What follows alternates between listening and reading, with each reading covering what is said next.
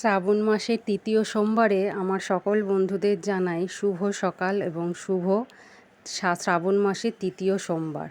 সকাল সকাল ঘুম থেকে উঠে পড়েছি। উঠে দেখো নিজের জন্য আগে এক কাপ চা বসিয়ে নিচ্ছি। এক কাপ চা খেয়েই তারপরে দিনটা শুরু করব।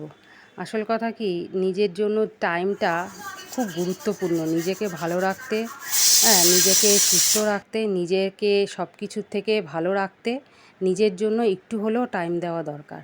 দেখো চাটা বসিয়ে দিয়ে আমি এখানে হাজব্যান্ডের জন্য আমন্ড আর ছোলা ভিজিয়ে রেখেছিলাম, সেগুলো খোসা ছাড়িয়ে নিলাম, মানে আমন্ডের খোসাটা ছাড়িয়ে নিলাম। তারপরে এক কাপ চা নিয়ে এবার আমি বসবো। নিজেকে আমি ঠিক 10 মিনিট টাইম দেবো। এখন বাজে 5:30। এই 5:30 থেকে 5:35 কি 40 অবধি আমি নিজেকে টাইম দেবো।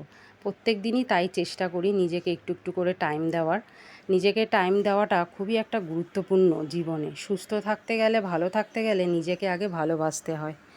তো এখানে দেখো মেয়ের জন্য সকালবেলা আজকে একটু ডালিয়া করেছি টিফিনে। ওকে টিফিনে ডালিয়া দেবো, সবজি দিয়ে ডালিয়াটা করেছি।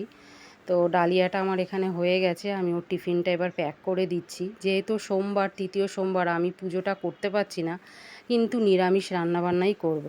তো নিরামিষ রান্নাবান্নাটা আমি এখানে শুরুও করে দিয়েছি। দেখো এখানে ডালটা ভিজে নিচ্ছি। এটা হচ্ছে বিউলির ডাল। বিউলির ডাল আজকে আমি করব, সবজি দিয়ে বিউলির ডালটা করব।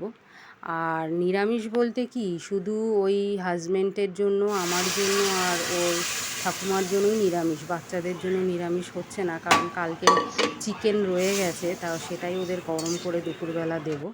তো আমার এখানে ডালটা রেডি হয়ে গেছে, মোটামুটি সব আইটেম আমার এখানে রেডি। আমি এবার হাজব্যান্ডের টিফিনটাকে, মানে ওর এখানে লাঞ্চ আর বিকালের কিছু টিফিন আইটেম আমি একসঙ্গে এখানে গুছিয়ে দিলাম। হ্যাঁ, এখানে তোমরা দেখে হয়তো বলবে যে হাজব্যান্ডকে ডিম দিচ্ছি। ডিম দিচ্ছি তার কারণ হচ্ছে ওর একটা ডায়েট চলছে। তো ডায়েটের মধ্যে যেই জিনিসগুলো থাকবে, তার মধ্যে যেই দিন মাছ মাংস থাকবে না, সেই দিন ওকে কুসুম ছাড়া 2টো ডিম দিতে হবে।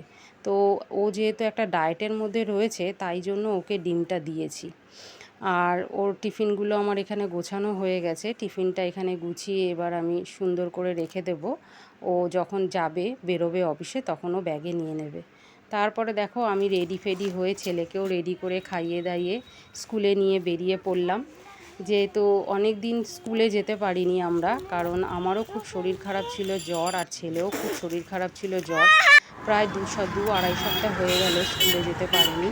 তাই আজকে ওকে নিয়ে স্কুলে বেরিয়েছি। ওয়েদারটাও ভালো আছে, তাই বললাম যে চল আজকে তোকে স্কুলে দিয়ে আসি। তোমাদের সঙ্গে অনেক কথা আমার শেয়ার করার আছে, পরে কথা।